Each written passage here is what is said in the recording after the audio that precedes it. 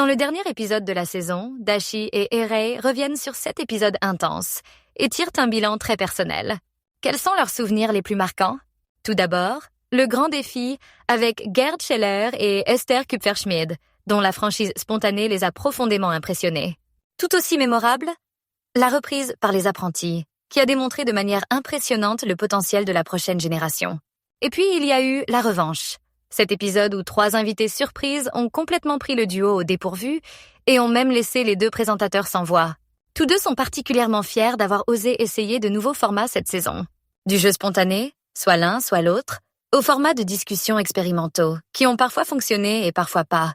Quand l'honnêteté devient un programme, la réaction spontanée à la crise, au cours de laquelle Dashi et Erei ont parlé ouvertement de leurs doutes, de leur blocage créatif et de la pression qu'ils ressentaient pour être à la hauteur de leurs propres exigences, a joué un rôle clé. Rétrospectivement, ils sont heureux d'avoir osé avoir cette conversation et de l'avoir rendue publique, même si cela leur a d'abord demandé un effort. Sur le plan technique, comme sur le plan émotionnel, la courbe d'apprentissage, qui traitait d'une grande expérience en matière de leadership, a également été très émouvant. Bien qu'elle ait échoué, elle a fourni des informations précieuses sur la manière de partager les responsabilités, sur ce que signifie réellement la transformation et sur les raisons pour lesquelles certains projets ne fonctionnent pas malgré un engagement important.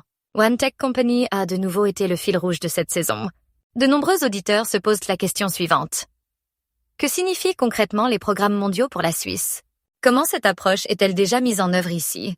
Roland Busch, CEO de Siemens, qui est venu se faire une idée par lui-même, a récemment apporté une réponse impressionnante.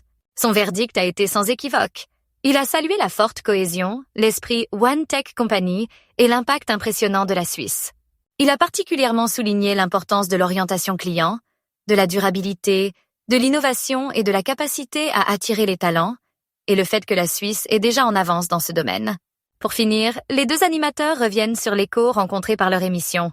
Avec une moyenne de 1300 auditeurs par épisode, les chiffres d'audience envoient un signal fort. Mais les anecdotes en coulisses sont tout aussi importantes.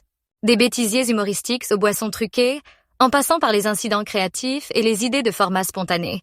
Malgré tous les hauts et les bas, tous 2 sont fiers de cette saison qui a été avant tout marquée par le courage, l'envie d'expérimenter, l'honnêteté et un véritable esprit d'équipe.